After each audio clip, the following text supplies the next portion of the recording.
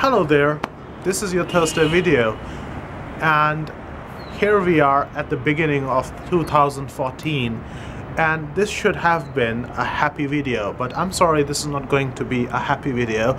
This is a video about what's been going on from the past year. It seems that 2013 continues to haunt us even in the very beginning of 2014, and I'm talking here about the rise of this hate, this complete hatred for sexual minorities that's now beginning to raise its ugly head in India.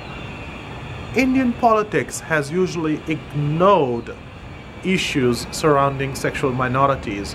Whatever progress has been made discreetly, just like some of the ways we people live. We are always expected to be discreet, subdued, and the government seems to think that this is still the classical era where the love that dares not speak its name should just be subdued and should be suppressed, and no active discussion should be allowed on issues surrounding sexual minorities. But now that the Section 377 genie has been unbottled by the Supreme Court of India and it has emerged as a big issue in the country, some of the political right-wing parties have taken an extreme view. One particular right-wing party in south of India even called for death for gay people. They printed posters and spread them around. The mainstream right-wing political party in India, who might come to power as soon as elections are held, has basically supported the Supreme Court stand on Section 377. But what is really hurting is the role of right-wing media. Now, the Daily Pioneer is a newspaper that is published and it takes mostly a right-wing view of things. This newspaper's editor is a member of the upper house of the Indian Parliament, and he and his crew are known to print news with a point of view that reflects the right's ideology. That is all quite alright. I mean, media usually does have a bias this way or that way, but recently I came across an article which is completely idiotic. It's like so full of hate that it surprises me.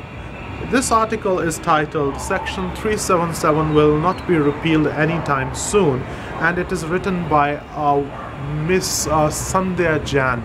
Now, this lady just a while ago published another article in which she sort of supported the idea that Section 377 should be repealed. But in her latest article, she kind of goes back on her point of view and she contradicts herself. I'm posting the link to both the articles below in the description. Go ahead and check them out, and you shall be surprised by the amount of just pure, sheer homophobic hate you can find in these articles.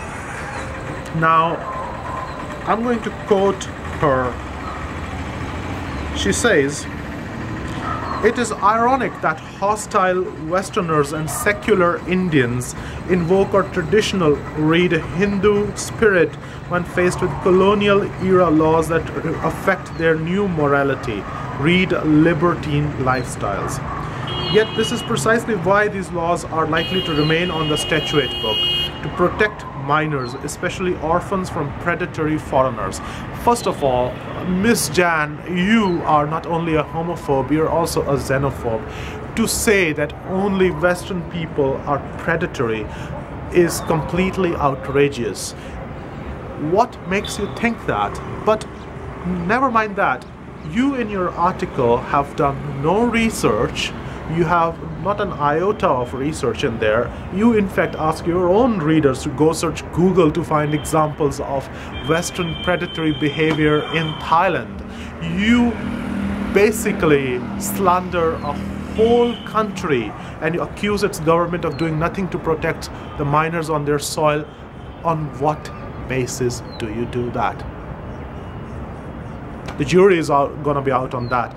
But what you'd really need to do is to apologize for writing this trashy article. But now that you have done and let the cat out of the bag, let me just say that this is a vicious piece of hate and homophobia, and represents not badly not only on you and your newspaper, but also the political party that is supposed to be nationalist and supportive of freedoms of the people of this country. And not only people with a right-wing or a straight sexuality deserve those freedoms. Everybody deserves those freedoms, because this is a democracy, and sometimes you're going to be in power, sometimes you're not going to be in power. But let me just say once again, you have a view which is your own view, perhaps, which is not based on science, it's not based on facts, it's not based even on your own culture. You call other people hypocrites, but just let me remind you as well, when you yourself want to retain a colonial era law because it suits your politics and your stance, you are the hypocrite here. Not us, who are fighting for fair treatment, equality before law, that the Constitution guarantees, by the way, but you are the homophobe. You really love your country? Follow the Constitution. It says there right there in black and white, equality before law. And not only will we stop at section 377, we will fight for all our rights, including marriage. Yeah, you heard that right.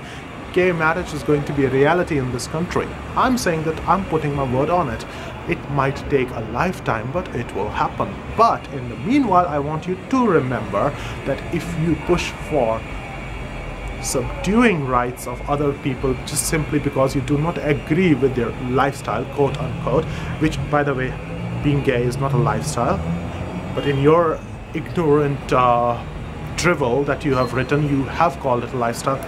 But if you do claim it to be even a lifestyle, and you want to suppress people and to deny them their rights and their equality before law just based on the way they live their lives, the same can be applied to you as well. So please be careful about this. These things work both ways.